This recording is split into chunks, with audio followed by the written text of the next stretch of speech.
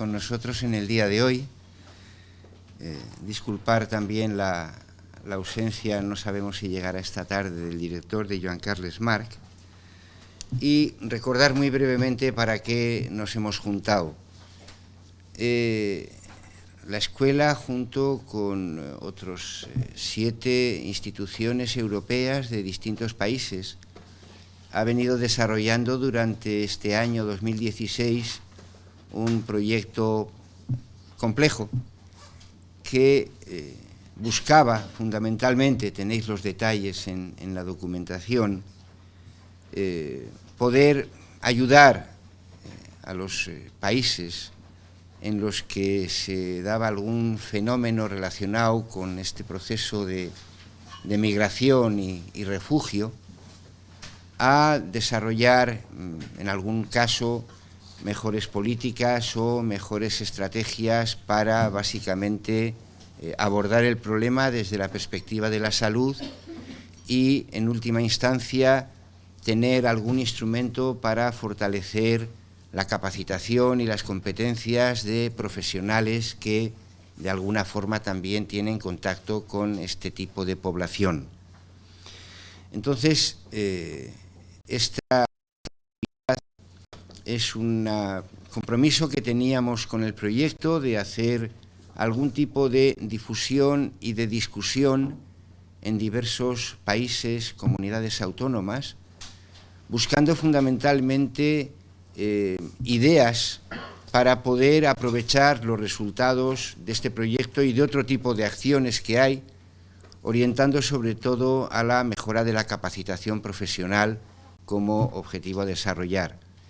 Por eso, la última hora de la tarde vamos a tratar de que nos ayudéis, al equipo que vamos a estar aquí, con también vuestra experiencia, a tener ideas para poder seguir trabajando en este tema, con la colaboración en la forma que sea de la escuela y del equipo de trabajo que hemos formado. Tenéis en la carpeta sencillamente lo que va a ser el programa de hoy y 2 breves documentos en inglés. No los hemos traducido. Si alguien tiene interés o dificultades nos lo puede comentar, relacionados con algunos elementos clave del proyecto, pero sobre todo van a estar disponibles todas las presentaciones que sirvan de soporte a las intervenciones que están en español, y las tenemos aquí en el ordenador, con lo cual cualquiera tiene en un momento la posibilidad de copiarlas en un pendrive, o le facilitamos el pendrive si es necesario, porque no lo tenga a mano. Lo podemos hacer a lo largo del día según vayamos colgando, y si no, nos comprometemos a facilitaros con cualquiera de las personas que trabajamos en ello estas presentaciones. También recordar que este proyecto tiene una página web, la shcapac.org, en el cual estas mismas presentaciones y otros documentos, todos los productos que se han ido generando a lo largo del año, están disponibles.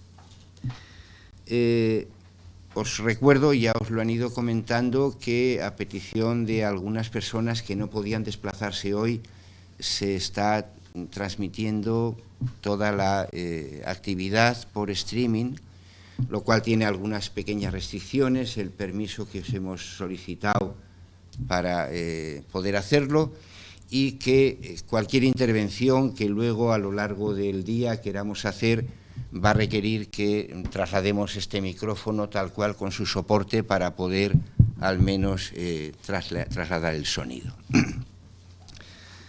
La última cuestión que os quería comentar es que mañana tenemos previsto a la mañana un viaje para visitar un centro que tiene CEAR en Antequera.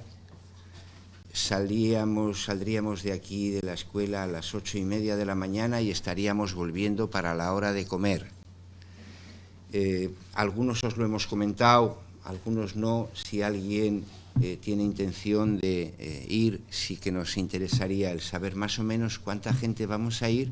Algunos del equipo de trabajo vamos a desplazarnos, bien para ir en un par de vehículos o para coger un microbús. Y si a alguien además le hiciera falta algún tipo de apoyo logístico porque sea un cambio de planes, también se lo ofrecemos y lo podemos resolver a lo largo del día de hoy. Como mínimo sondeo, ¿quiénes estarían con intención de poder moverse mañana? Digo, por ir calculando un poco el número. Seremos pocos probablemente. 1, 2... Bueno, pues a lo largo de la mañana vamos a irlo concretando también para ver cómo organizarnos el viaje de mañana, ¿de acuerdo? Bien, del programa, lo tenéis ahí, hay una primera presentación que será a cargo de, aprovecho ya para presentarle a Paloma Fabieres, que es consejera legal de la Comisión Española de Ayuda al Refugiado, CEAR, y que ha tenido la amabilidad de desplazarse desde Madrid para ponernos un poco en la perspectiva cuantitativa, legal y de otros elementos que tienen que ver con este, vamos a llamarlo, proceso que no acaba y que aunque de alguna manera todavía nos afecta numéricamente poco, al menos en lo que es el ámbito de la comunidad andaluza, pues lo que sí tenemos la previsión es de que esto probablemente no ha hecho más que empezar. Dicho esto, me presento, soy Nacho Leaga, soy el director del área de salud internacional de la Escuela de Salud Pública y hago la coordinación técnica del equipo de trabajo que fundamentalmente desde la escuela ha formado parte de este proyecto y que ahora también se presentarán en buena parte. La escuela ha tenido un grupo de 6-7 personas trabajando en el proyecto.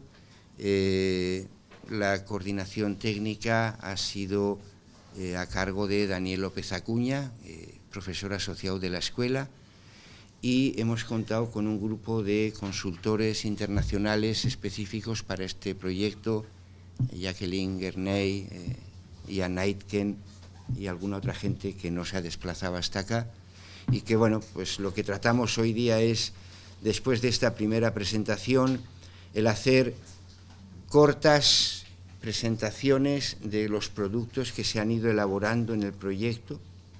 No voy a entretenerme en el programa. El último de ellos, que tendría que ver con el paquete de trabajo número 5, es en el que la escuela y el equipo está más implicado, que es el diseño, organización y pilotaje de alguna serie de actividades formativas dirigidas a varios tipos de profesionales para mejorar sus competencias en el tratamiento y en la actuación con refugiados. Y la última sesión, que digo, será, veremos cómo la organizamos, o en abierto, una especie de tormenta de ideas que nos puedan servir a nosotros para ver cómo aprovechar los materiales y los productos de este trabajo. Así que, si os parece, y si no os parece, yo creo que también, vamos a hacer una breve ronda de presentación de los que hasta ahora hemos llegado. Hay algunas otras personas que han confirmado su presencia y se supone que llegarán pues cuando buenamente puedan. Así que, si os parece, y voy a ir pasando el micrófono ya, y os lo pasáis y os hacéis una presentación breve. Pues, buenos días, soy José Manuel y vengo de Córdoba, de la Cruz Roja de Córdoba, y estoy en socorro y emergencia, y no sé, un poco más puedo añadir. Buenas, yo soy Carmen, también vengo de Cruz Roja, pero de Andalucía. Soy la referente autonómica de salud y del programa del equipo de respuesta inmediata a emergencia en asistencia sanitaria.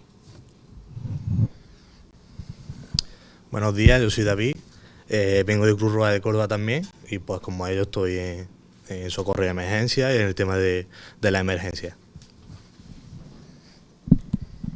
Hola, soy Ainhoa Rodríguez, trabajo aquí en la Escuela Andaluza de Salud Pública, en concreto en el Observatorio de la Infancia en Andalucía. ¿No se me oye? Ah, perdón. Y colaboro en este proyecto, claro. Hola, soy Ian Aitken. Aquí. soy un consultor por ISP.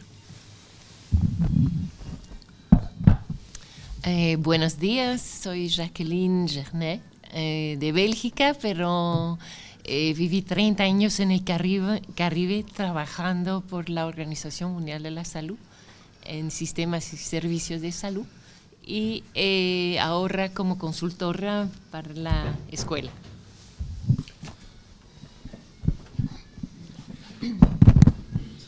Buenos días a todos, mi nombre es Daniel López Acuña, con varios ya nos conocemos y me da gusto verles por aquí, y a quienes no conozco me da gusto también verles por acá y que tengamos oportunidad de hablar sobre el proyecto. Como decía Nacho hace un momento, me ha tocado durante todo este año hacer la coordinación general del proyecto de SHKPAC, de las 7 instituciones europeas que participan en esto, la escuela incluida, como parte de la Escuela Andaluza de Salud Pública como profesor adjunto. En mis encarnaciones pasadas me dediqué a otras cosas, trabajé 30 años en la Organización Mundial de la Salud, tanto en Washington como en Ginebra, y entre las cosas que hacía ahí era encargarme de la asistencia humanitaria en salud y llevar también el dossier de migración y salud mundialmente.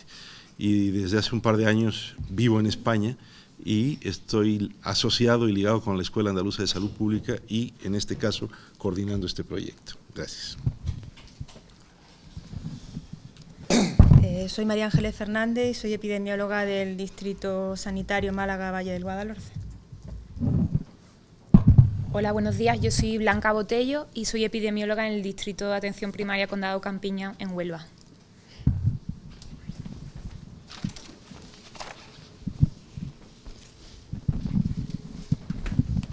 Bueno, yo soy Ainhoa Ruiz y trabajo aquí en la escuela, también en el equipo del SH.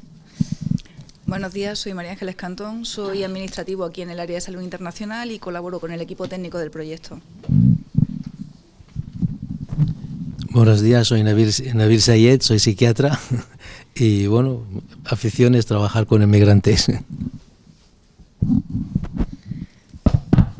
Soy Pilar Baraza y soy responsable de atención a la ciudadanía en el Distrito Sanitario Poniente en Almería.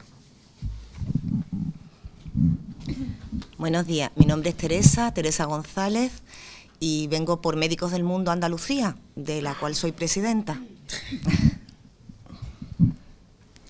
Buenos días, mi nombre es Olga Leralta, trabajo aquí en la escuela en el proyecto SHKPAC y en otra vida anterior también estuve trabajando en la Comisión Española de Ayuda al Refugiado, en la etapa en la que llegaban muchas personas a través de Canarias, ¿no? 2005.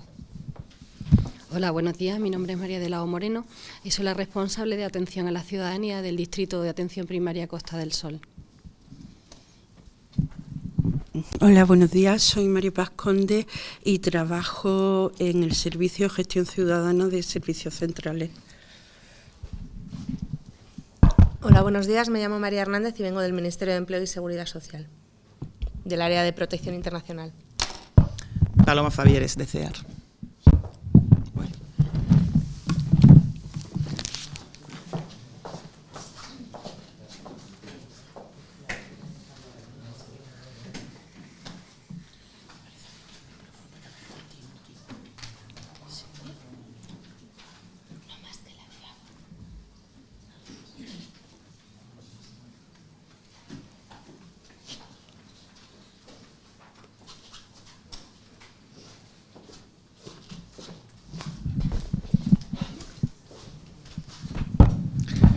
Gracias. Bueno, pues muchas gracias por la invitación a CEAR, que yo represento hoy aquí en nombre de otros muchos compañeros. El título de la ponencia, que es el marco legal español, europeo, etcétera, etcétera, así a priori parece como que impresiona un poco cuando no estás muy habituado al mundo del derecho. Así que intentaré ser lo menos jurídica posible, que es la principal crítica que me hacen mis compañeros cuando vamos a las charlas y a otros espacios, ¿vale? Centrándonos en el marco español y europeo, los instrumentos que protegen a las personas refugiadas desde el punto de vista jurídico, evidentemente la Convención de Ginebra, el Protocolo de Nueva York, Sistema Europeo Común de Asilo, del que no hablaremos, la Constitución y la ley del año 2009.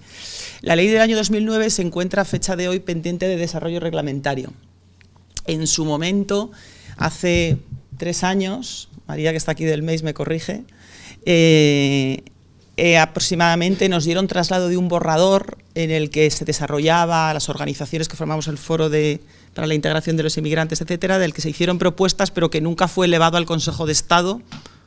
Habría otras prioridades y ya, sinceramente, yo ya no demando el reglamento nunca, porque creo que vamos, por la modificación que se está gestando en Europa, hacia una modificación de la Ley de Asilo del 2009. Entonces, ya no vuelvo a pedir más el reglamento, porque sí es cierto que hay cuestiones muy importantes que se quedaron en el tintero, porque aunque sigue vigente el anterior reglamento, cuestiones nuevas que están en la ley del 2009 pues nos están pendientes de desarrollar, y a ello se agarra la Administración para no tomar en consideración cosas importantes que ahora veremos, como la posibilidad de solicitar traslado en las misiones diplomáticas, que yo creo que es de las peores cosas que tiene el no tener desarrollo reglamentario.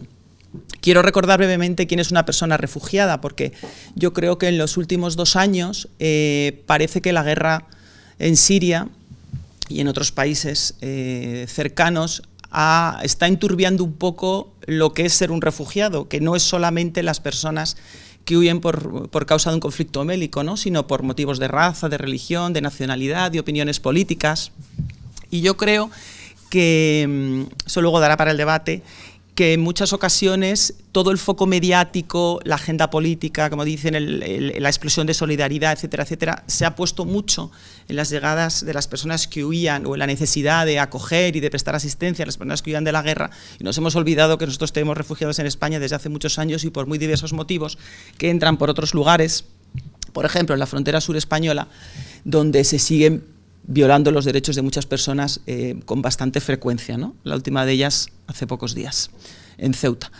Y luego existe la figura de la protección subsidiaria, que me gusta recordar porque últimamente prácticamente los índices de protección que están dando las autoridades españolas se centran en protección subsidiaria, porque esto sí recoge lo que se refieren a violencia contra la población civil, ¿no? Esta es la respuesta de protección que está dando en el caso de España, de las autoridades españolas, España, a las personas procedentes de Siria.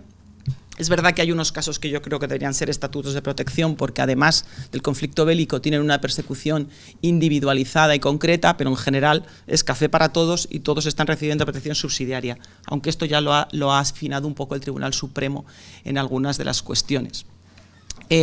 Brevemente, los actos de persecución que recoge la ley, porque en la ley está todo recogido. Es decir, la ley del año 2009 hizo una transposición bastante completa de lo que era el paquete de directivas comunitarias, aunque había cosas que quedan pendientes de transponer, y realmente está todo recogido. ¿Cuál es el problema? Porque entonces me diríais, bueno, pues entonces es muy fácil. Pues no es fácil, porque la ley del 2009 está llena de conceptos jurídicos indeterminados, y ahí es la clave de la cuestión, ¿no? Porque la ley habla de actos de persecución suficientemente graves o reiterados.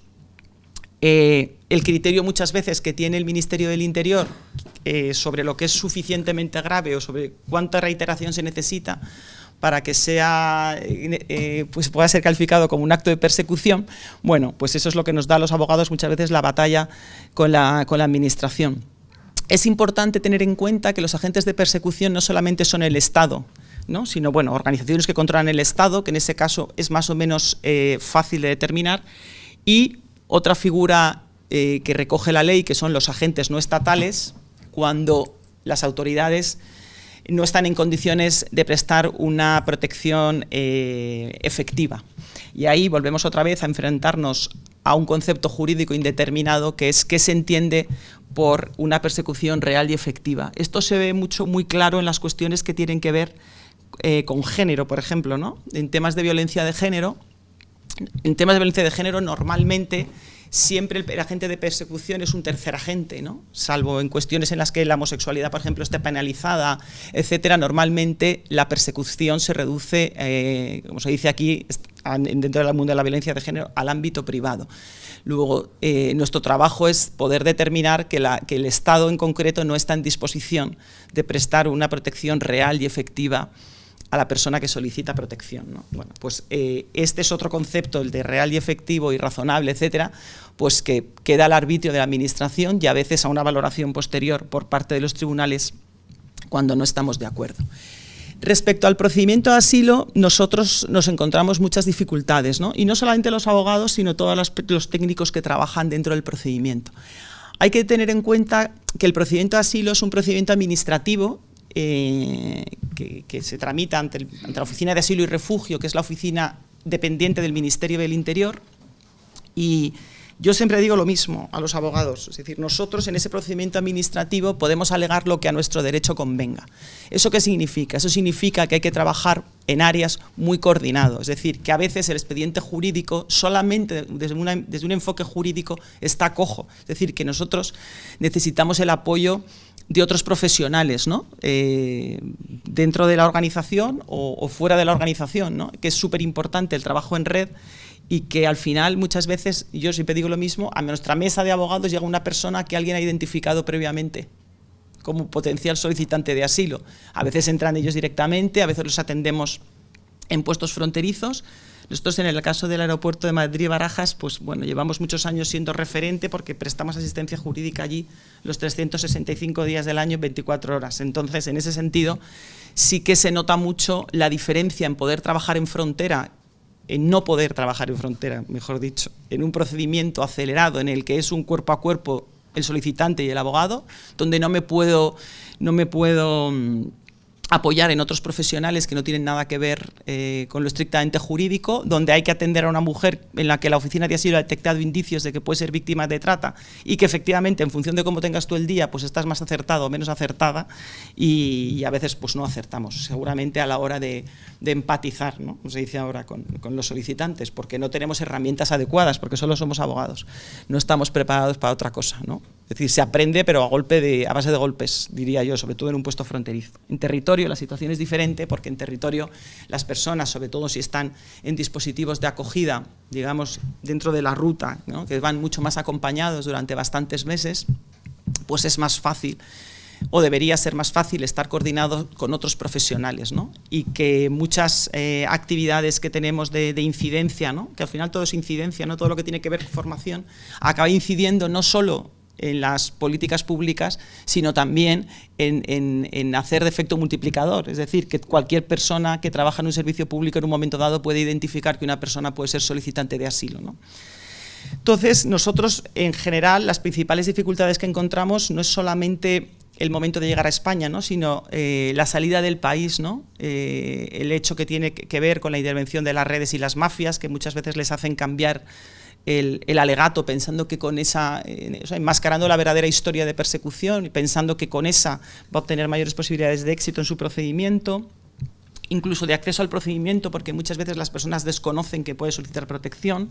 Yo atendí el año pasado, que al final le dieron protección a una mujer de Centroamérica, que era un tema de violencia de género, que llevaba muchos años en España, y cuando le pregunté, ¿pero por qué no has venido antes? Me dijo, y es que tiene toda la lógica, me dijo, es que yo pensaba que eso era para los niños negros de África. Lo había confundido con el DOMUN, lo del asilo, pero es que me parece normal. Es decir, y le dio la información, se la dieron otro matrimonio que se encontró en el metro, hablando en el metro. Es decir, y esa señora tiene protección. Por eso que lo del desconocimiento de la posibilidad de solicitar protección, pues es bastante importante. Respecto a la formación y sensibilización de los agentes implicados, pues, y cuando digo agentes implicados, digo todos, incluso los que trabajamos en las organizaciones. La directiva de acogida, que ahora veremos, y yo lo demando todo el rato en mi oficina, la de recursos humanos, establece la necesidad de la formación continua de todas las personas y de todos los técnicos que trabajan con las personas que la propia directiva y la propia ley estableció como vulnerables, ¿no? No es un número cerrado, es decir, no son perfiles cerrados de vulnerabilidad, porque a mí también me parece difícil cerrar. O sea, la ley habla de, entre otros, ¿no? Mujeres que han sido víctimas de violencia física, psíquica, sexual, familias monoparentales, menores no acompañados, víctimas de trata, etcétera, ¿no? Entonces, en ese sentido, pues la formación y la sensibilización. Yo siempre digo lo mismo, porque en el aeropuerto de Barajas, por ejemplo, desde hace, yo creo que ya 3 años, es la policía de frontera quien hace las entrevistas de asilo. que antes las hacía la oficina de asilo. Y tengo que decir que mejoró considerablemente. Es decir, aunque parezca mentira, hacen muchísimo mejor y son mucho más sensibles. En este momento, a lo mejor el mes que viene cambia el turno y empieza a ser un desastre, son mucho más sensibles las policías de Barajas a la hora de hacer una solicitud de asilo que la que tenían muchas de las personas de la oficina de asilo que iban a hacer esas entrevistas. Así que yo creo que es decir, es verdad que adolecen de formación, pero yo creo que, salvo con todas excepciones, siempre la misma persona, suplen la falta de formación con la sensibilización. En ese sentido lo tengo que decir. Todos nos van a ser malos para ellos. En España la asistencia letrada está garantizada en los puestos fronterizos y en los centros de internamiento. Es decir, existe un procedimiento acelerado, rápido, en frontera y centros de internamiento, en las que se incluyen causas para denegar que no existen en territorio. Es decir, yo creo que eso fue de las cosas peores que tuvo la ley del 2009, que el punto más vulnerable donde se encuentra solicitante de asilo es el más complicado, porque no tenemos herramientas para trabajar con ellos. Hacer una valoración por una entrevista, que es lo único que se hace en un puesto fronterizo, pues es muy complicado, pero sí tengo que decir de unos años para acá, quizá de 2 años para acá, que la Oficina de Asilo ha abierto mucho los índices de admisión a trámite en frontera, no porque quisiera abrirlos, sino porque nosotros planteamos, en el año 2011 llegaron un grupo de saharauis al CIE en Canarias, que huían de los campamentos de la libertad, los denegaron. Acudimos a la Audiencia Nacional, interpusimos el recurso, solicitamos una medida cautelarísima que paralizara la devolución, nos la denegaron, fuimos al Tribunal Europeo de Derechos Humanos, conseguimos que paralizaran la devolución el Tribunal Europeo, fuimos a la Audiencia Nacional, nos denegó el recurso, fuimos al Tribunal Supremo y por primera vez en el 2011 el Tribunal Supremo hizo una valoración muy buena. Yo creo que es de lo mejor que hemos conseguido en los últimos tiempos sobre cómo debía ser el tratamiento de una solicitud de asilo en frontera y centros de internamiento. Y eso sí que hizo rectificar la práctica de la Administración en lo que se refería a las valoraciones en los puestos fronterizos. No así en los centros de internamiento, porque eso es otro cantar y eso esconde detrás otro criterio por parte del Ministerio del Interior, ¿no? Es decir, la sentencia se refería a ambos procedimientos, pero la Oficina de Asilo solo lo ha aplicado en frontera. Y eso significa que todas las cuestiones que tienen que ver principalmente con género están siendo admitidas a trámite.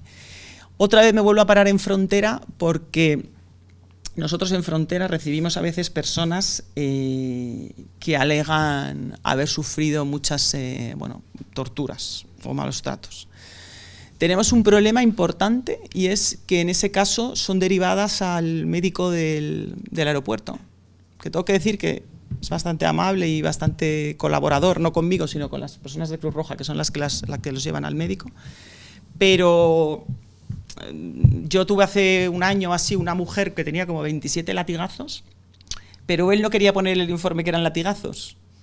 O sea, no, es que yo no soy forense. Bueno, yo ese rollo que se traen, que si soy forense, que si no soy forense, que si no lo puedo acreditar. El caso es que se quedó con los 27 latigazos, iba inadmitida y iba denegada. Y bueno, luego al final conseguí que la admitiesen a trámite, pero ese tipo de situaciones en frontera no están previstas. Entonces, yo toda mi ansia es, bueno, pues llevarla al médico de Barajas para que la mande al Ramón y Cajal o la mande a La Paz. Pero cuando van a La Paz o Ramón y Cajal me pasa exactamente lo mismo. Nadie se pronuncia sobre los latigazos que tengan en ese momento, ¿no? Y luego otra cosa bastante preocupante es que las redes de tráfico o de trata tienen una costumbre, supongo que lo mismo que pasa aquí cuando llegan en patera, que es que las mujeres cada vez llegan a Barajas más embarazadas.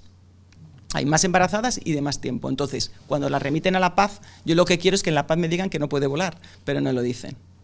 Entonces siempre tenemos ahí el lío de, bueno, pero si no dicen que puede volar, pues que no vuele. Y yo, pero no pueden decir que no puede volar. Ah, no.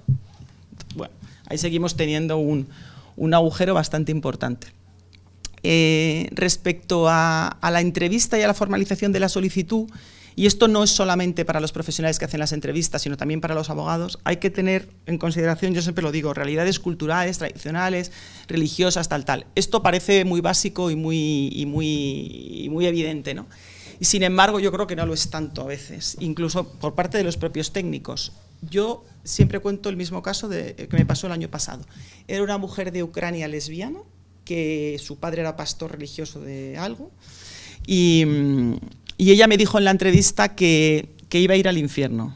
Bueno, pues era su creencia religiosa. Y yo le dije, no, al infierno no, porque al infierno no van, no vais. Bueno, eso, por ejemplo, siempre lo pongo como ejemplo de lo que no se debe hacer. Decirle a alguien que cree que va a ir al infierno que no va a ir al infierno. ¿Y por qué lo digo? Porque cuando llegó la segunda entrevista de instrucción, la entrevistaron, yo la mandé al psicólogo de un programa específico para el colectivo LGBTI. El psicólogo, por cierto, le dijo lo mismo que yo, que no iba a ir al infierno. Y en la entrevista de instrucción ella lo dijo, porque le preguntó la instructora, ¿pero tú fuiste al psicólogo? Y dijo, sí, porque Paloma me dijo que fuera, además se graban las entrevistas, y la instructora me miraba así y yo, me dijo que fuera, nos reprochó que le habíamos hecho ese comentario, en plan bien, la chica, pobrecilla, pero lo reprochó, ¿no? Yo desde entonces ya no se lo digo nada a nadie. Quiero decir con esto que ponerte en el lugar de la persona antes de prepararlos para la entrevista, como durante la entrevista, tanto en territorio como en la entrevista posterior que puedan tener con el instructor, pues a veces lleva a situaciones complicadas y yo creo que no necesariamente les estamos ayudando cuando tratamos de traerlas a nuestro terreno, ¿no? Y de tratar por su bien, de decirle que cuestiones como esas no están penalizadas con el infierno. Bueno, es importante valorar, como os decía, todos los hechos en el país de origen, en el trayecto, sobre todo valorar la situación en el país de origen, valorar el riesgo de retorno, que esta es la cuestión principal que debe hacer la Administración en caso de devolución, y que haya indicios suficientes. Es decir, el procedimiento de asilo no exige prueba plena, por eso todo el mundo se sorprende que haya personas que acceden a la protección internacional que nunca han estado documentadas y que nunca han presentado una sola prueba, ¿no? Porque según qué culturas y según qué países de procedencia existe mucha documentación acreditativa de muchas cosas y según qué países no existe absolutamente nada, ¿no? Con lo cual, ¿cómo suplimos la falta de pruebas o la falta de documentación? Pues con unas alegaciones coherentes, verosímiles, ordenadas en el tiempo, que es lo que le pedimos siempre a los solicitantes, sobre todo en un puesto fronterizo, que yo, bueno, intenta hacerlo por orden cronológico y no sé qué, en fin, porque hay que decírselo, pero evidentemente es bastante complicado, que concuerden con la situación en el país de origen y que concuerden con la valoración, como os decía antes, de otros profesionales, ¿no? Es decir, a veces hay gente, a mí me derivan gente, yo estoy en servicios centrales y entonces me derivan gente pues que vienen de, pata negra, como se dice, que luego mis compañeros dicen, claro, no tiene mérito porque todos son pata negra los que tú tienes, a veces sí, a veces no. Y es verdad que a veces nos derivan personas activistas que han sido trasladadas a España pues por convenios de Amnistía Internacional o del propio Ministerio de Asuntos Exteriores. Efectivamente, esos casos van solos y de vulnerables no tienen nada porque yo soy más vulnerable que ellos y a mí ya es que me da vergüenza hasta decirle. Pero entonces, no procede, ¿no? Pero en la mayoría de los casos sí que creo que necesitan ese apoyo y además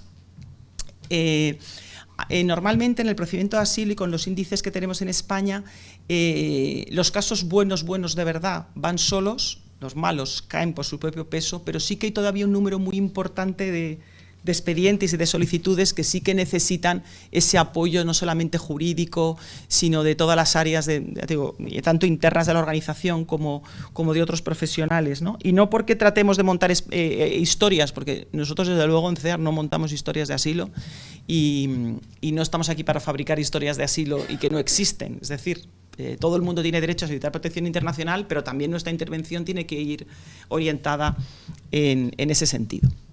Bueno, todavía los datos, he traído esta infografía que hacen mis compañeros del área de incidencia, que me parece muy gráfica, que es del año 2015, porque todavía no tenemos... Bueno, tengo que decir que el Ministerio del Interior todavía no ha sacado los datos del año 2015, sino que estos datos han tenido que ser extraídos de Eurostat, por eso pone elaboración propia, porque no conseguimos nunca los datos de 2015, porque decían que si los informáticos estaban de baja, bueno...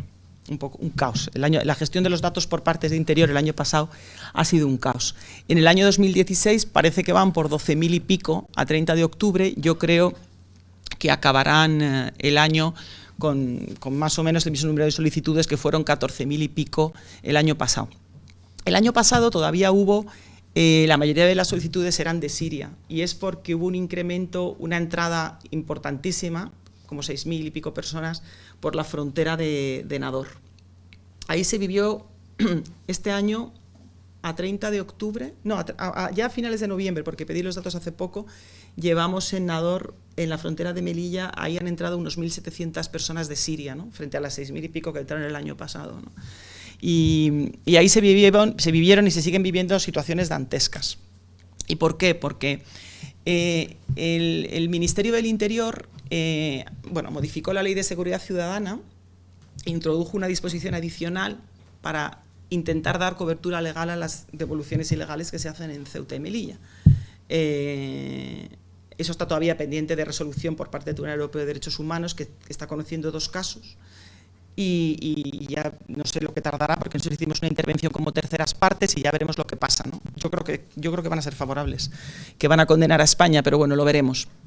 Entonces, al mismo tiempo que hizo eso, habilitó 2 oficinas de asilo en la frontera de Melilla, ¿no? Entonces, lo vendió a bombo y platillo, pero que en realidad, yo se lo dije a ellos, lo digo aquí porque se lo dije a ellos en la reunión en el Congreso, no hay que hacerles la ola, porque ¿qué os ha parecido esto? Digo, hombre, pues que desde el año 84 se puede pedir asilo en cualquier puesto fronterizo. Es decir, que habilites un despacho no significa que hayas que hayas hecho la gran cosa de tu vida, pero bueno, eso era para justificar que habían hecho la disposición adicional.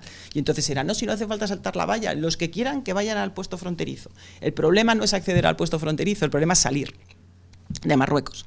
A los subsaharianos, evidentemente, no pueden salir y atravesar el puesto, la frontera de Nador. Luego hay un terreno que es tierra de nadie, pero que se ha apropiado Marruecos porque ha puesto ya sus garitas, pero no pueden llegar al lado español a solicitar asilo. Con lo cual, los subsaharianos no pueden, los que se encuentran en este momento han llegado por otras vías, ilegales, por cierto, no solamente por ahí, y los que han conseguido entrar nada más, los que consiguieron entrar eran sirios que por el aspecto físico, pues pudieron utilizar, pudieron pagar sobornos en el lado marroquí, pudieron documentarse con documentos marroquíes y así han podido acceder a los puestos fronterizos, ¿no?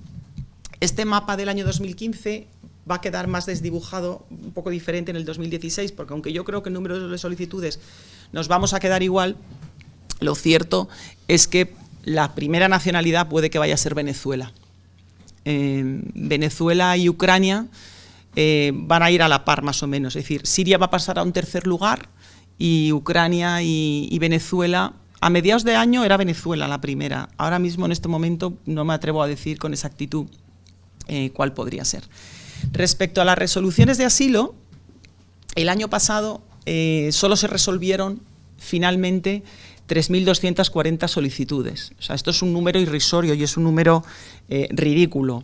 ¿Por qué? Porque durante bastantes años el Ministerio del Interior ha generado un stock muy importante de solicitudes de asilo pendientes de resolver. Es decir, la ley dice que había un plazo de 6 meses, más o menos el mismo que hay en toda la comunidad, en todos los Estados miembros, para resolver las peticiones, pero lamentablemente, pues se fue haciendo bola y el stock, nadie lo dice abiertamente por parte de Interior, pero puede rondar los 16.000 expedientes, 17.000.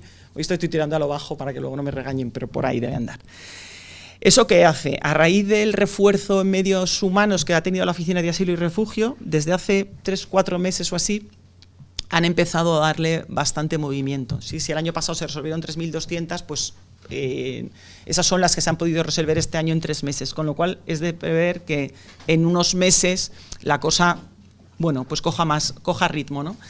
Pero si veis, se resolvieron favorablemente solamente un 31% de las resoluciones, de las cuales, no voy a decir que no, pero la mayoría de ellas son protecciones subsidiarias, que no digo que no sean protección, pero son protecciones subsidiarias. Con lo cual, si extraemos de ese índice las de sirios, que no faltaba más que no les dieran protección, que son protecciones subsidiarias, pues verdaderamente los índices de reconocimiento pues son muy poquitos.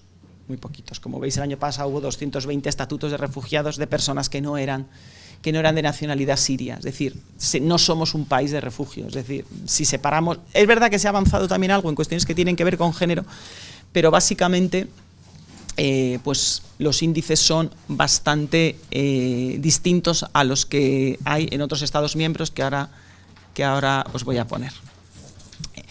Esto es el marco español y esta es más o menos la situación española. Es decir, hemos pasado de 3.000 y pico solicitudes en 2014 a un ritmo casi de 15.000, que puede ser que se mantenga, puede ser que se mantenga. Yo creo que se va a mantener si finalmente se da agilidad a los acuerdos de reubicación y a los programas de reasentamiento, pero yo creo que ese es el futuro que nos espera. Programas estables de reasentamiento y el cumplimiento de los acuerdos de reubicación, ¿no? Entrando en el contexto europeo, ¿no? Y es lo que pasa al otro lado de las fronteras, pues evidentemente nosotros llevamos años repitiéndolo, pero yo creo que cada vez es más vigente, pues la falta de vías legales y seguras hace que la gente tenga que tomar rutas cada vez más peligrosas y pues, tampoco me gusta cebarme mucho en esto, pero cuando el Ministerio del Interior habla como prioridad la lucha contra las mafias, pues efectivamente hay que luchar contra las mafias que se lucran de las personas, pero mientras no se habiliten esas vías legales y seguras, la gente no tiene otra posibilidad que ponerse en manos de las mafias. Es que no hay otro camino. Bueno, este es el mapa de 2015, porque todavía no tenemos del 2016, sobre dónde se encuentran las personas refugiadas. De todas maneras, a mí también, en eso también me quiero parar, porque se utiliza mucho, lo utilizamos mucho las organizaciones y las personas que trabajamos con un asilo, es que la mayoría no están aquí. Fíjate, Líbano acoge, ya, pero ¿en qué condiciones acoge Líbano? Es decir, que no vale decir, fíjate qué bien lo están haciendo ellos y qué mal lo hacemos nosotros. Nosotros lo hacemos mal, pero hombre, las condiciones que está viviendo la gente en Líbano, pues en fin. Entonces, no lo llamaría tanto acoger, ¿no? Líbano acoge, claro. Por eso hay que hacer reasentamiento allí, pero no porque acojan, sino porque guarda allí, almacena allí no sé cuántos solicitantes de asilo, ¿no? Pues 1000 y pico, ¿no? Este es el mapa, que siempre también me gusta ponerlo, de las rutas de entrada en Europa en el 2015. Este mapa va a cambiar también considerablemente ya empezó a cambiar este verano a raíz del impacto del acuerdo UE con Turquía, al que luego me referiré.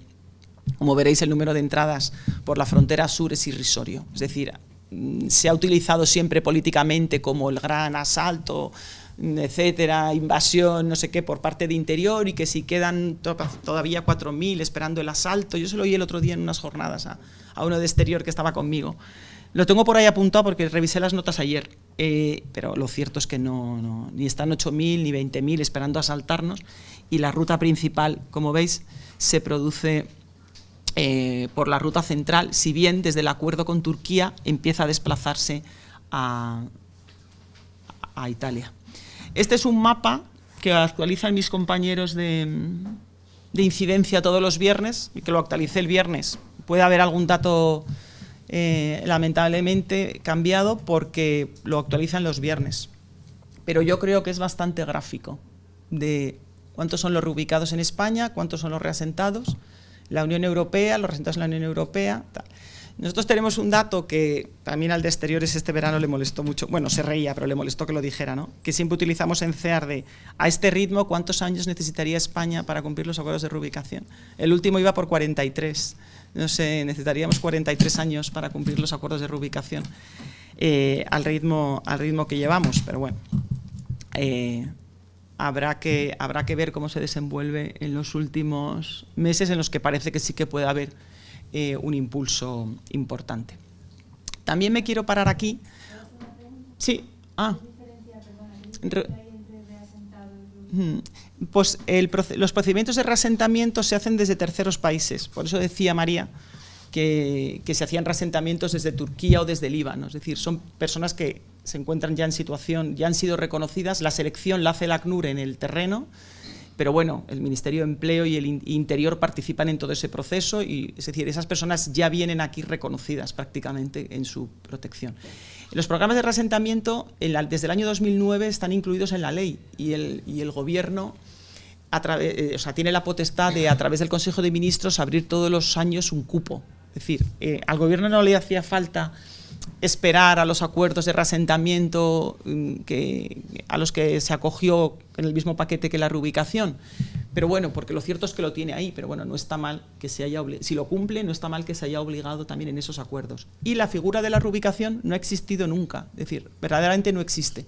La reubicación es un acuerdo al que llegan los Estados miembros para tratar de desatascar la situación que había en Grecia y en Italia, ¿no? Y entonces algunos países no existe legalmente esa figura, se desmarcaron, se negaron a hacer ese proceso de reubicación, y ese es el proceso que está siendo tan lento, porque esas personas en realidad son personas cuya solicitud de asilo debería ser estudiada en Grecia y en Turquía, pero evidentemente ellos no pueden con ese número tan brutal de personas que se encuentran allí, y los Estados miembros acordaron ese cupo de reubicar desde Grecia y desde Italia para distribuir entre los países que no se han autoexcluido de los procesos de reubicación y a los que efectivamente no se puede ni penalizar ni sancionar porque no tienen obligación de hacerlo. Esa es la realidad. O sea, ¿Es en el marco de los acuerdos de reparto de solidaridad, o sea, de responsabilidades entre los Estados miembros y que, como dice Palma, por ejemplo, Hungría, bueno, los que han querido asumirlos lo han asumido? Hungría incluso fue un referéndum para decir que no, más fuerte. Sí. Y luego, esto sí que me parece también importante, en las resoluciones de asilo en la Unión Europea, este comparativo, en el año 2015, es decir, la disparidad, porque quiero entrar ahora en eso cuando hablamos del marco europeo, la disparidad de criterios y la disparidad de resoluciones es bastante evidente, ¿no? Entonces, pues Alemania tiene un reconocimiento del 57%, Suecia del 72%, pues yo evidentemente, si fuera solicitante de asilo, también preferiría estar en Alemania o en Suecia, ¿no? El tema de debate en el año 2015, ¿por qué los sirios se quieren ir a Alemania? Eso es lo que me preguntan en todas partes. Pues a ver, hay varias razones. Una, los sirios, por lo menos los que nosotros hemos atendido en la frontera aérea, en Barajas, desde históricamente ya, antes que estallara la guerra en Siria, su red, su país de destino siempre fue Alemania, sobre todo para los kurdos. Luego la mayoría de ellos tienen primos, hermanos que llevaban 10 años viviendo en Alemania. Segundo, Alemania y Suecia para ellos es el dorado, sí, no nos vamos a engañar. Y luego ellos, teniendo en cuenta que yo creo que el sistema de acogida español siempre fue bastante bueno para el número de solicitantes de asilo que teníamos, y yo siempre lo he defendido, pues lo cierto es que en el año 2015 nosotros teníamos un sistema de acogida basado en 3.000 solicitudes de asilo al año, y de pronto en el año pasado se dispara y ya llegamos casi a 15.000. El sistema no estaba preparado para absorber ese número de solicitantes, y eso que los sirios se habían ido a Alemania, los que habían entrado por Melilla, y yo siempre digo quiebra. Entonces todo el mundo le daba el sistema de acogida español, que yo siempre había defendido, ¿no?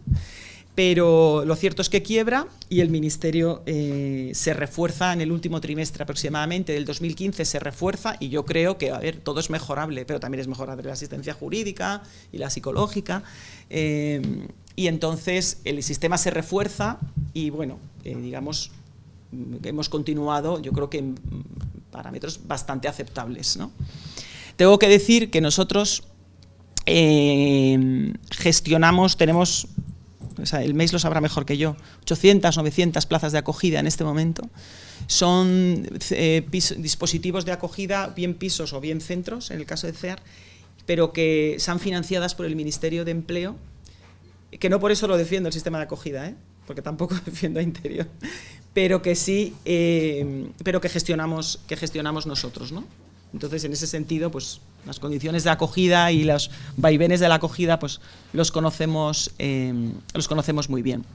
Bueno, respecto a cuál fue la respuesta de la Unión y de los Estados miembros a raíz de toda esta vorágine, quiero decir, y tengo que decir, que verdaderamente la guerra en Siria empezó en el año 2011, pero hasta el verano pasado que murió Aylan, nosotros... Estrella, mi secretaria general, siempre lo dice, hemos estado solos, es decir, nosotros hasta solos, que tocabas las puertas cuando estábamos por los suelos y todo el mundo te miraba como, ¿pero qué es eso de refugiados? ¿Pero en España hay refugiados? ¿Pero y de dónde vienen? O sea, entonces solos estuvimos siempre, y de pronto hay una explosión de todo el mundo mira la mirada hacia los refugiados.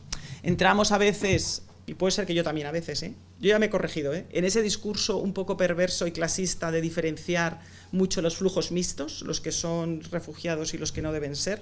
Es verdad que en ese momento había que poner el foco en el que las personas que llegaban por el Mediterráneo había solicitantes de asilo, porque era un efecto un poco mediático, pero es que los flujos mixtos, o sea, el respeto a los derechos humanos debe darse en todos los flujos mixtos. Aunque la respuesta, yo siempre le digo lo mismo a mis compañeros de incidencia, la respuesta legal es diferente si tú eres migrante económico o si eres solicitante de asilo, pero el respeto a los derechos, el estándar de protección y de respeto a los derechos humanos tiene que ser el mismo, aunque la respuesta jurídica efectivamente sea diferente, y eso es innegable que es diferente, ¿no?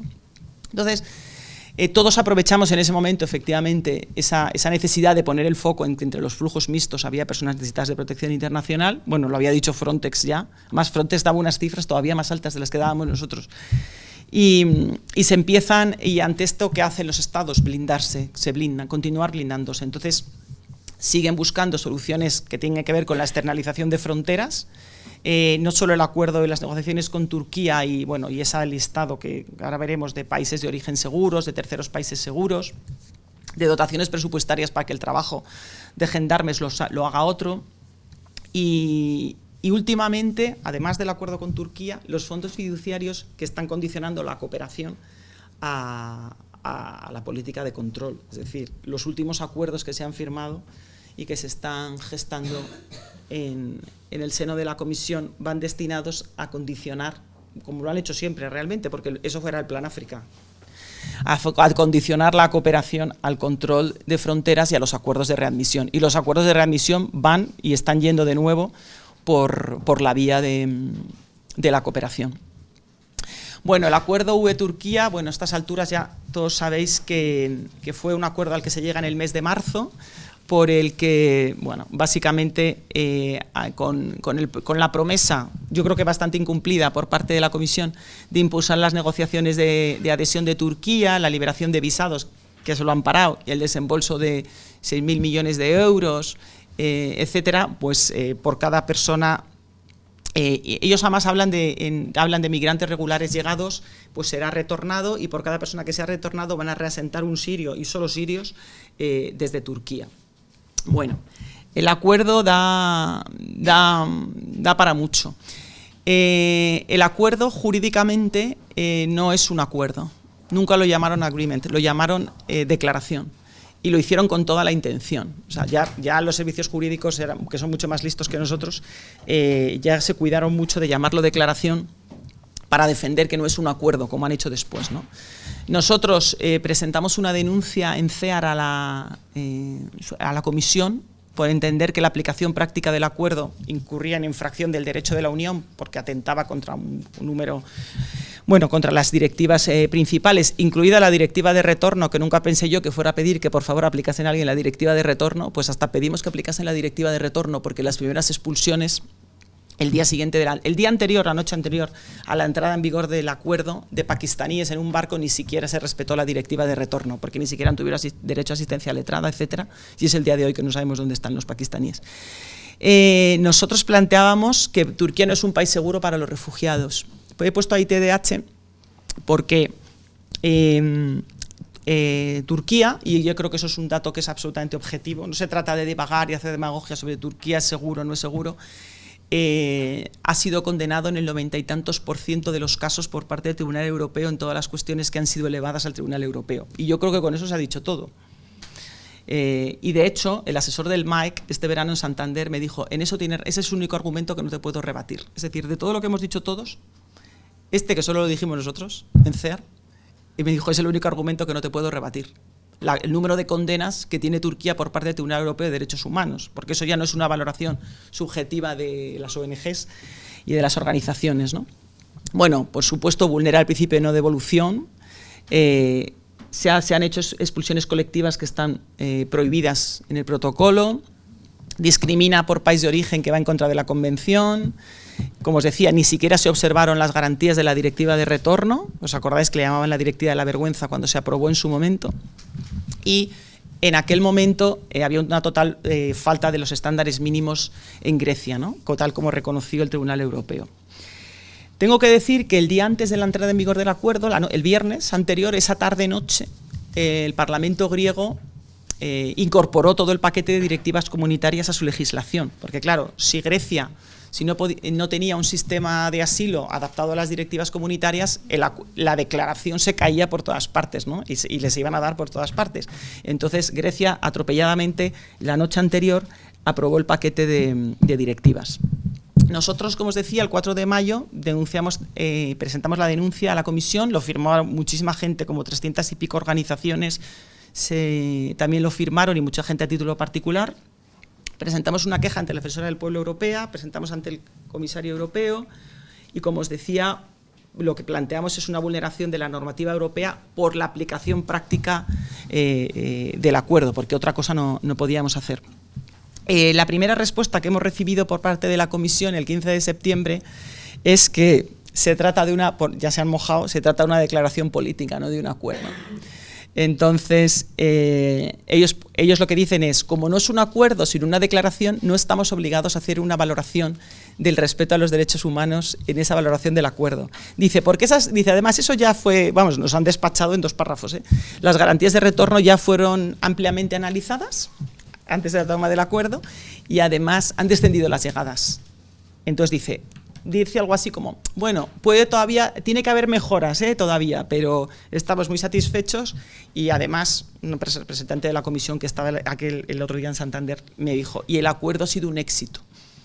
Digo, ¿pero ha sido un éxito para quién? Porque al final lo único que han hecho ha sido mover el tráfico fluvial, me refiero, marítimo, hacia el otro lado, ¿no? Que es todavía más peligroso.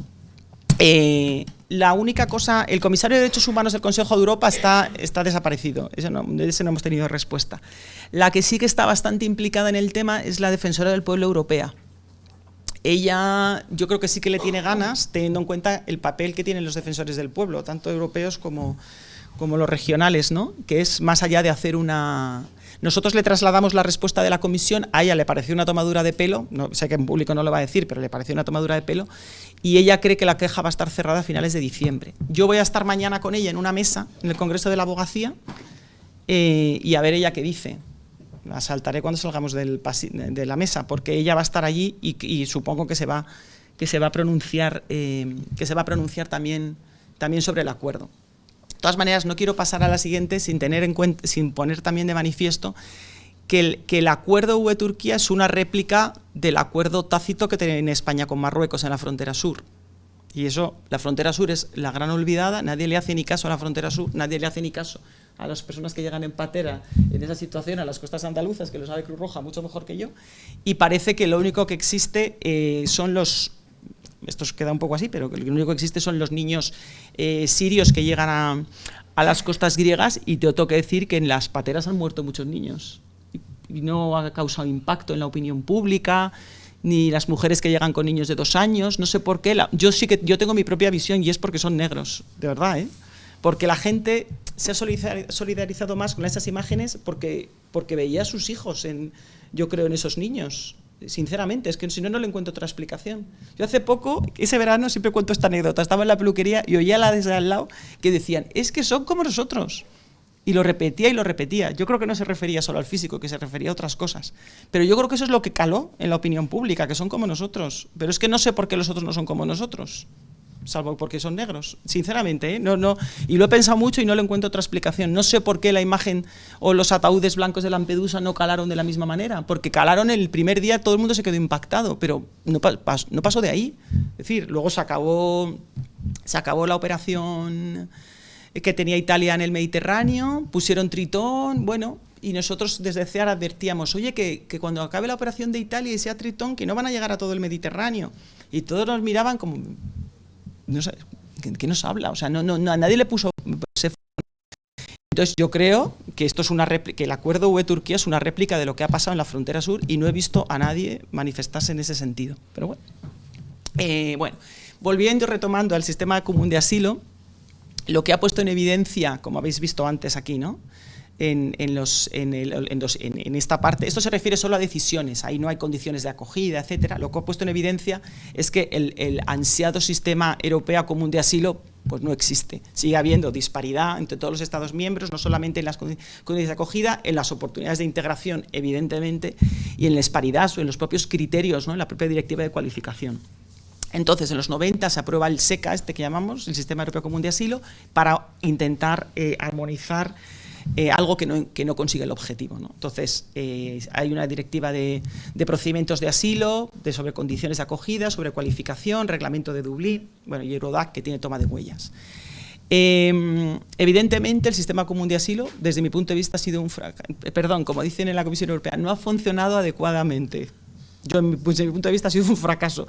Ellos dicen que no ha funcionado adecuadamente, con lo cual hay una propuesta de reforma que ya avanzó Avramopoulos, que era, crear, he señalado en negrita las dos cosas que más me interesan, una política justa, eficiente, humana, bla, bla, bla, bla. Dice, eficaz en tiempos de calma como en épocas de presión migratoria. ¿Cuál es el problema que yo veo? Ahora mismo los Estados miembros están absolutamente divididos, por eso la reforma no avanza.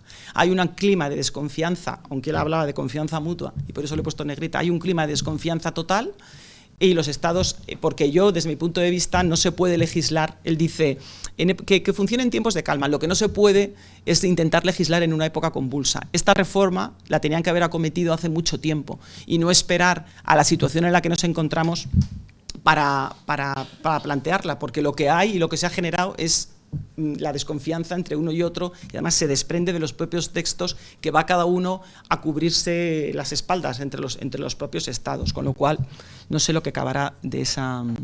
Bueno, hay una propuesta de crear una agencia de asilo de la Unión, es decir, la oficina de EASO, la oficina de apoyo al asilo, no sirve para nada, desde mi punto de vista. Sirve para dar formación a los propios funcionarios, hacen informes de país de origen, tienen un foro de consultas de ONGs que yo ya dejé de ir porque no sirve para nada, porque no les puedes plantear cuestiones a pesar de estar en el foro de consultas. Por supuesto, jamás en la vida te consultan nada, pero tampoco te dan la posibilidad que tú puedas elevar cuestiones en un momento dado, en fin, no sirve para nada. Así que todo lo que tiene que ver con propuesta de la agencia me parece bien. Ahora que en nuestro análisis hay una ausencia total de la sociedad civil, definitivamente. Hay una ausencia de intercambio de información social de las personas sujetas al reglamento de Dublín, que yo creo que eso lo vive Cruz Roja en Barajas, por ejemplo, muy a menudo, porque, ahora hablaremos de eso. Van a ser los encargados de elaborar la lista común para toda la Unión Europea de países de origen seguro. Deben supervisar y valorar cómo está funcionando Dublín. Esa es la idea que tienen, van a ocuparse de medidas operativas en casos de presión desproporcionada, pero no hay indicadores para lo que se entiende por presión, así que ya veremos. Bueno, y nosotros creemos que hay que reforzar el papel del foro, es decir, que haya una vía ágil de comunicación, porque si no la sociedad civil nunca va a ser capaz de llegar a la Agencia Europea de Asilo, porque de momento no es capaz. Bueno, la primera reforma, el primer texto que hay sobre la mesa ya más en profundidad y que va bastante adelantado es la reforma del sistema, dentro de la reforma del sistema común, es el reglamento de Dublín, que también se ha hablado mucho estos 2 últimos años. El reglamento de Dublín, que ya vamos por el 3, este sería el 4, establece quién es el Estado miembro responsable, ¿no? Lo que ellos pretenden es, ellos dicen establecer un sistema más justo, responsable, que se adapte a las necesidades de cada uno. Esto es lo que dicen ellos. Reforzar el mandato de la EASO, eso es evidente. Reforzar Eurodac, porque si no hay control de huellas, pues no se puede aplicar el reglamento de Dublín. Entonces hacen una serie de medidas del número de funcionarios que pueden acceder, etcétera. Y establecer un mecanismo corrector, que es donde tienen una parte de la discusión, para establecer cuándo un país ha llegado a un tope en el que necesita poder desde ese país reubicar hacia otros países, ¿no? Más allá, fuera ya de los acuerdos estos de reubicación últimos, ¿no? Sino que esto se quede de manera más estable. Y me paro en Grecia y me paro en Dublín. Los Estados miembros no realizan traslados a Grecia solicitantes de asilo desde el año 2011. Es decir, el criterio principal, que es el criterio de país de entrada, que había otros, desde el año 2011 España no lo realiza a Grecia, ni España ni la mayoría de los Estados miembros. Suiza fue la única que se estuvo haciendo así un poco la loca durante unos años y ahora ya parece que ya también entró en vereda. Entonces, hay una sentencia del Tribunal de Justicia y la principal del 2011, que fue MSS contra Bélgica y Grecia. El Tribunal Europeo condenó a ambos estados por devolver a un solicitante de asilo, aplicar el reglamento de Dublín y devolver a Grecia a un solicitante de asilo afgano que había pasado por allí, porque entendió que la falta de condiciones de acogida, que no existían en Grecia, porque en Grecia estaban todos ahora están mal, pero antes directamente estaban en los parques, los solicitantes de asilo durmiendo en Atenas, pues eso equivalía a trato inhumano degradante y por tanto había una violación del Convenio Europeo del artículo 3. Eso hace que los estados, muy a su pesar, dejen de devolver a Grecia desde el año 2011. ¿Qué pasa? Que en todo este mare magnum la Comisión Europea ya ha hecho 4 recomendaciones a Grecia. Hasta la última nadie le ha visto las orejas al lobo. Nosotros lo llevábamos diciendo desde febrero, que es que lo que le ha dicho la Comisión Europea a Grecia es, bueno, ¿qué cómo vas? ¿No? Así es lo que le está preguntando, es sobre que vaya reportando, o sea, hay un monitoreo de lo que está pasando en Grecia y que vaya reportando sobre los avances que tienen que ver con acogida, que tienen que ver con acceso al procedimiento, con el sistema de apelación, con la asistencia legal, que ahora ya se reconoce desde el minuto 1, con la detección de menores no acompañados, de personas vulnerables, y lo que le venía diciendo, porque hay que empezar a pensar en que hay que devolver a Grecia. Y ya, por fin, en la última notificación, recomendación, que es del 8 de diciembre, establece que a partir de marzo del 2017 hay que volver a empezar a aplicar el reglamento de Dublín a Grecia. Es decir, no solo no se está dando agilidad a los acuerdos de reubicación desde Grecia, sino que además, a partir de marzo, se les va a aplicar el reglamento de Dublín a Grecia. Esto será un proceso, porque esto significa que a una persona, digamos en España, que haya pasado por Grecia y que España le va a tener que notificar a Grecia que tengo aquí un solicitante de asilo que ha entrado por Grecia, te lo tienes que quedar, y Grecia se lo va a quedar.